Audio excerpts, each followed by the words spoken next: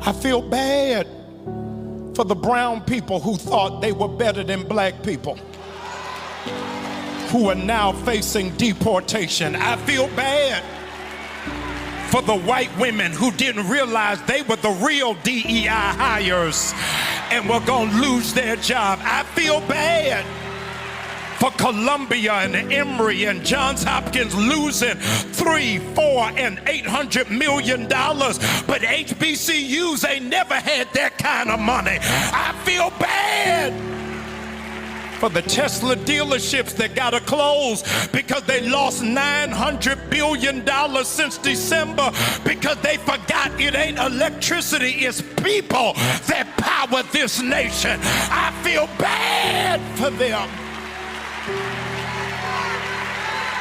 A little bit,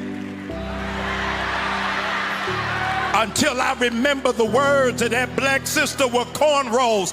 Until you do right by me, nothing you do is gonna work. I tried to feel bad. My people, hear me now. So Donald Trump just signed an executive order to silence our truth, to wipe out our history, and to put a fake smile on a nation that's been bleeding us dry since its birth. He calls it restoring truth in American history. But let's be real. This ain't about truth. It's about control. He wants to stop the Smithsonian from teaching our children about slavery, racism, genocide, and injustice. The very things that built this country brick by bloody brick. He's attacking the National Museum of African American History and Culture and any program that talks about the systems that tried to keep us down. Why? Because our truth makes him uncomfortable. Because our history exposes their lies. Trump says our museums have fallen under divisive, race-centered ideology. No, sir. Our museums have finally started telling the whole story. Not just the whitewashed version, not just the fairy tale, but the truth. That racism shaped American laws, its economy, and its identity. He says exhibits that teach about power, privilege, and disenfranchisement are anti-American.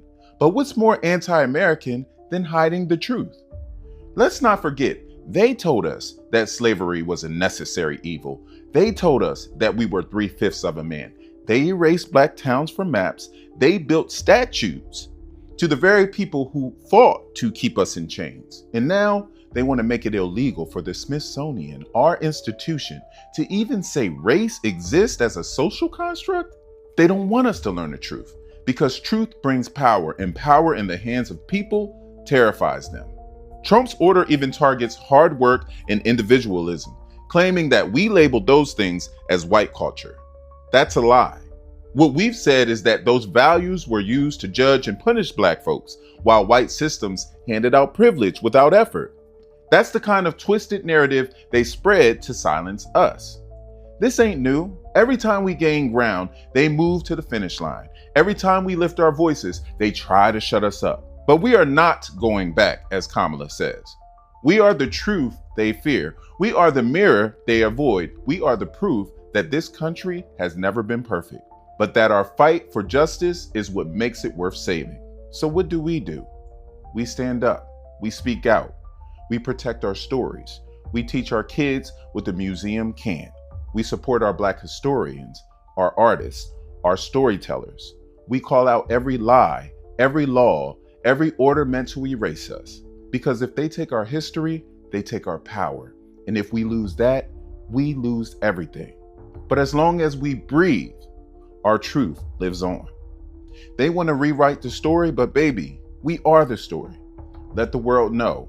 We won't let them erase our pain, our progress, or our people. Not today, not ever.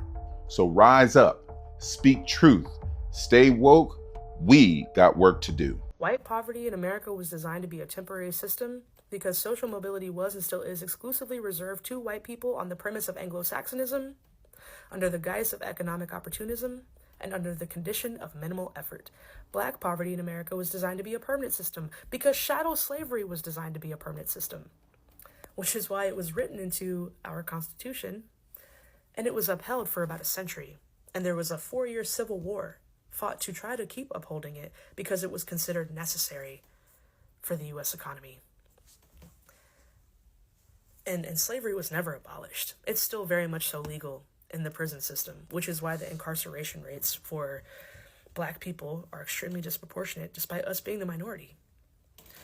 The U.S. prison chattel slavery system is doing for the U.S. economy what the government wishes a continuation of overt chattel slavery of all Black people could do for the economy, the way it did for centuries. 400 years of slavery. My ancestors never thought there would be a living free descendant, and neither did the government that enslaved them, because the government never thought slavery wouldn't work. It was designed to be permanent, and when it was abolished in 1865, the government said, okay, we can't overtly enslave anyone, I guess, but we can create systems that disproportionately destabilize and affect Black people to the point at which they naturally fall back into chattel slavery. How does that manifest? Criminalization of houselessness, cutting education funding, not giving us a healthcare system, and then creating an insane debting system that financially enslaves everyone. And they're also trying to cut necessary resources like public library funding. And I don't know if you're aware of what the library does for people.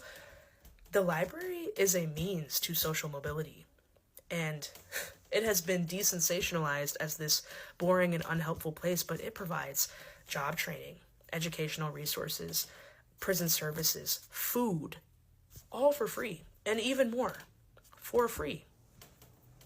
That's where our tax dollars also go, is to the library. And while people think it is not a glamorous place, the government tries to cut funding while we're either not looking or while we believe it's not a necessary resource. And really, that is one of the surviving resources for social mobility for Black, brown, and white people who are experiencing poverty. And I say all that to say, the end goal with the United States was global domination. The United States was designed to either do complete global domination or complete global annihilation. And if neither of those works, it's designed to self-destruct.